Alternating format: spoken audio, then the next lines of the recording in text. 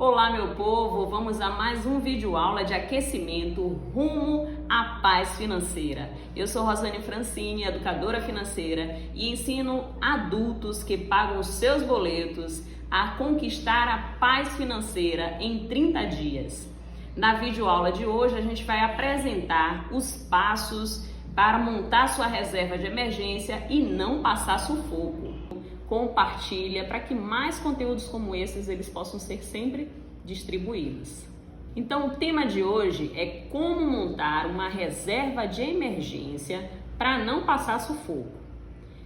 É super importante, primeiro, a gente entender o que é uma reserva de emergência e qual a importância de tê-la.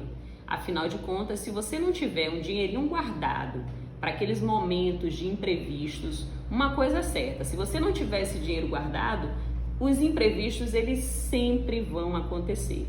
Sempre a gente vai estar numa situação de emergência, de dificuldade, alguma situação que a gente não imaginava que poderia acontecer e nesse momento a gente vai precisar de um recurso. Se a gente não tiver um recurso financeiro à nossa disposição, com a nossa reserva de emergência, provavelmente a gente vai ter que recorrer a empréstimos, né? Pode ser empréstimos pessoais ou consignados, aquele que arranca logo o dinheiro do seu salário, né? Na conta mesmo, o consignado, e os empréstimos pessoais, que eles são muitas vezes os juros entre um e outro. Os juros do empréstimo pessoal é 5 vezes maior do que o empréstimo do consignado. Afinal de contas, eles têm a segurança de já pegar o seu dinheiro, o seu salário, antes mesmo de chegar na sua mão. Então, se você não tiver uma reserva de emergência, você vai precisar tomar um empréstimo. Se você não tiver reserva, você vai em busca de, muitas vezes, um agiota. E aí vai passar por situações de violência em todos os sentidos. Se você não tiver a sua reserva de emergência, você vai acabar pedindo a algum familiar aquele dinheiro emprestado para poder suprir aquela sua necessidade emergencial. E aí não pode deixar fazer com que isso seja um hábito, né? O tempo inteiro está recorrendo ao familiar, até porque cada um tem as suas dificuldades, cada um tem os seus problemas e cada um tem os seus imprevistos. Então, cada um faz a sua reserva de emergência e deve ser responsável por isso. Afinal de contas, se você todas as vezes que precisar de dinheiro, você recorreu a um familiar, o familiar vai acabar te sustentando, né? Cá pra nós. Então, montar uma reserva de emergência já significa responsabilidade e a gente já está assumindo essa responsabilidade pra gente e não ficar dependendo de um ou de outro. Bom, Rosane, então como é que eu calculo essa reserva de emergência? Quanto é que eu preciso ter guardado para ter uma segurança, né, já reservada? Você calcula as suas despesas fixas. O que são as suas despesas fixas? Aquelas despesas mais necessárias, aquela que você não fica sem, né? Ninguém fica sem água, sem luz, sem comida em casa, né? Então a gente tem que fazer o cálculo mais ou menos de quanto a gente gasta de despesa fixa todo mês, né? Não são aquelas comprinhas do cartão que a gente pode segurar um pouquinho, né? São contas verdadeiramente necessárias. Então vamos supor aqui, que se a nossa despesa fixa ela for de R$3.000, um exemplo, significa dizer que a gente tem que ter mais ou menos de 5 a 6 meses de despesa fixa. Então, nesse exemplo, se você tem R$3.000 de despesa fixa, você deve ter de 15 a 18 mil reais guardado como reserva de emergência. Aí você pode pensar assim: Rosane, eu não tenho nem R$100 guardado, eu não tenho nem 1.000, como é que eu vou esperar ter 18 mil reais para poder ficar sossegada? Eu nunca tive 18 mil reais na minha conta. Pois é, a partir de agora, essa sua vida vai mudar. Não significa dizer que de uma hora para outra você vai ter 18 mil reais lá guardado. Tudo isso é questão de disciplina, de foco, de você entender a importância de ter essa reserva de emergência. Então, quando você começa a entender que você é responsável, que você não tem que ficar contando com os outros, ou com o banco, ou acionar, ou chamar um agiota para poder te auxiliar no momento de emergência. Não é isso, não deve ser assim. Então, a sua reserva de emergência é para ontem, né? E vai fazendo aos pouquinhos. Se você hoje não tem 18 mil reais guardado ou nunca teve, você pode ter 500 reais guardado. Você pode ter 1.000 reais guardado. Isso tudo vai depender da sua disciplina e da sua vontade de mudar de vida. Caso contrário, você vai continuar sem reserva de emergência. Esse exemplo de 3.000 reais é aquela pessoa que tem um emprego fixo. Mas se eu for autônoma, Rosane, como é que funciona? Ou se eu tiver a minha empresa? Para os autônomos é importante ter um prazo maior, uma reserva maior de emergência, porque muitas vezes você vai depender do seu negócio ou das suas vendas. Então a gente estipula um prazo maior de segurança de 10 a 12 meses de despesa fixa. Então no exemplo seria mais ou menos em torno de 30.000 reais. Aí você pode estar pensando assim, eu nunca tive 30.000 reais guardado. Será que você nunca teve? Será que esse negócio de trocar de carro o tempo todo, não vai consumir no seu dinheiro que poderia estar guardado? Será que essas compras no cartão de crédito que você julga que são super necessárias, será que elas são mesmo? Aquele celular que você troca sempre, aquele celular o mais caro de todos e você que divide a perder de vista em 900 parcelas. Então, se você começar a olhar para o seu orçamento, você vai ver que tem dinheiro sim que pode estar sobrando e que a gente pode estar guardando. Só basta querer fazer isso. E tem um outro detalhe. Se hoje você já consegue ter uma reserva de emergência e aconteceu alguma coisa que você precisou utilizá-la, não tem problema. Vamos refazer essa reserva de emergência. Tirou, volta a colocar o dinheiro lá todos os meses, para que a gente tenha uma segurança. E tem outro detalhe. Rosane, eu estou completamente cheia de dívidas. Eu faço a minha reserva de emergência ou eu pago as minhas dívidas? O endividado pode sim fazer a sua reserva de emergência. Uma coisa não precisa esperar pela outra. Você pode fazer as duas ao mesmo tempo. Com relação às suas dívidas, conversa com o credor, vai lá, negocia no banco ou na empresa que você deve, vê quanto é mais ou menos que você pode pagar de parcela nessa negociação. Vamos supor que você tenha 3 dívidas e cada uma dessas dívidas você gerou uma negociação de 100 reais de parcela. Então você já sabe que do seu orçamento, 300 reais, que é a soma dessas 3 parcelas, 300 reais é para você pagar as suas dívidas, sendo que você resolve todo mês guardar 500 reais. Então você já sabe que 300 reais é para você pagar as suas dívidas e 200 reais você paga para a sua reserva de emergência.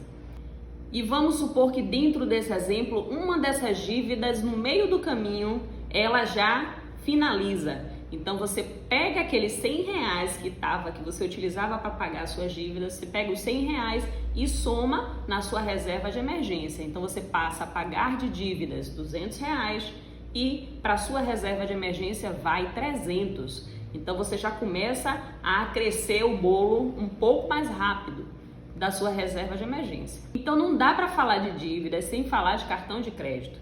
Afinal de contas, mesmo que você pague sua fatura todo mês certinho, o total da sua fatura, significa dizer que você tem dívidas, só que as suas dívidas estão controladas. Então, se você tem dívidas descontroladas, que hoje você está negociando, que você está pagando, para de comprar no cartão de crédito, porque senão você vai estar pagando as suas dívidas e você vai estar aumentando as suas dívidas com as compras no cartão de crédito.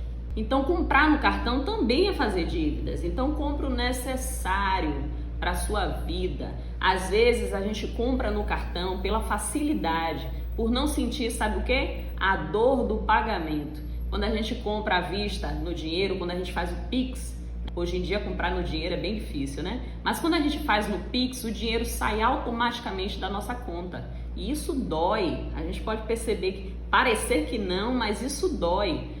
Então, quando a gente compra no cartão de crédito e divide a parcela, aí a compra sai muito mais suave. Então, muitas vezes a gente acha que determinadas compras são coisas necessárias e não são. A gente está comprando só porque não doeu no bolso, só porque foi muito fácil comprar no cartão de crédito. Vamos imaginar o seguinte, vamos supor que a nossa casa a gente resolve colocar, um exemplo, 2 ar-condicionados. Cada um no valor de 2.000 reais, ou seja, a sua compra vai ser de 4.000 reais. É muito mais fácil você pegar o seu cartão e dividir essa compra em 10 vezes e pagar parcelas de R$ 400 do que você pegar R$ 4.000 da sua conta e passar para a conta da loja. Com certeza a dor do pagamento vai fazer com que você prefira comprar no cartão de crédito. Não há nada errado nisso, mas muitas vezes a gente acha que determinadas compras são necessárias quando elas poderiam estar esperando um pouquinho. E aí há quem diga assim, eu prefiro comprar à vista, para não ter débito, para não ter dívida. Muitas vezes a gente está falhando com o nosso orçamento, porque o cartão de crédito ele pode ser um aliado, sim. A gente pode comprar, a gente pode colocar uma parcela que caiba no nosso orçamento, que deixa muito mais tranquila do que a gente descapitalizar, tirar aqueles 4.000 de vez, ou como no exemplo, né, tirar aquele dinheiro de vez e ficar sem nenhum dinheiro na mão ou sem nenhuma reserva. Então, a gente pode utilizar sim o nosso cartão de crédito como aliado, certo?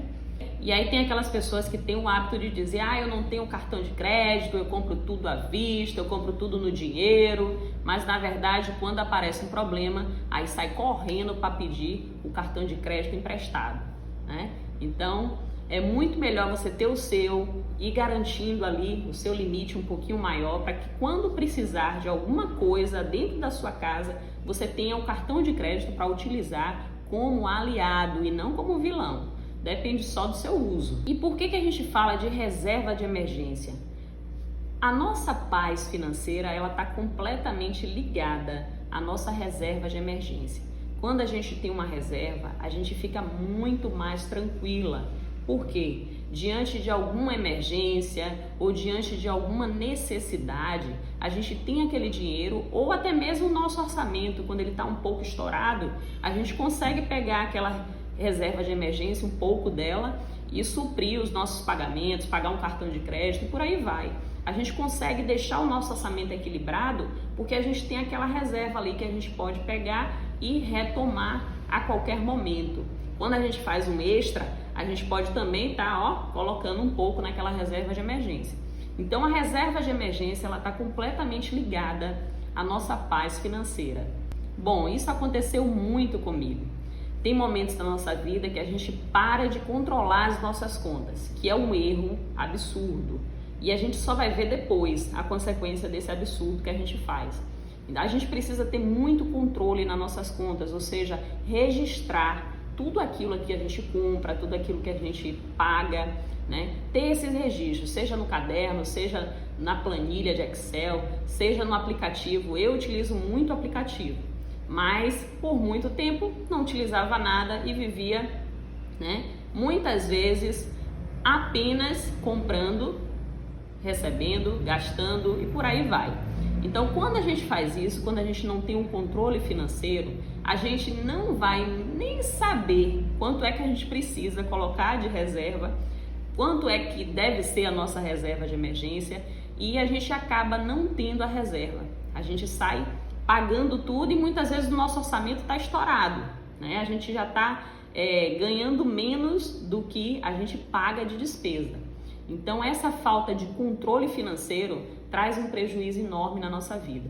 Então eu passei muito tempo dessa forma, até que resolvi estudar, me dediquei à educação financeira e hoje, como mentora em finanças, né, eu atendo muitos alunos e a gente faz com toda certeza esse exercício de controle das finanças, né, de reserva de emergência e por aí vai. Então o que eu quero dizer é o seguinte: a nossa reserva de emergência, ou melhor, a nossa paz financeira, ela depende muito de a gente ter uma reserva.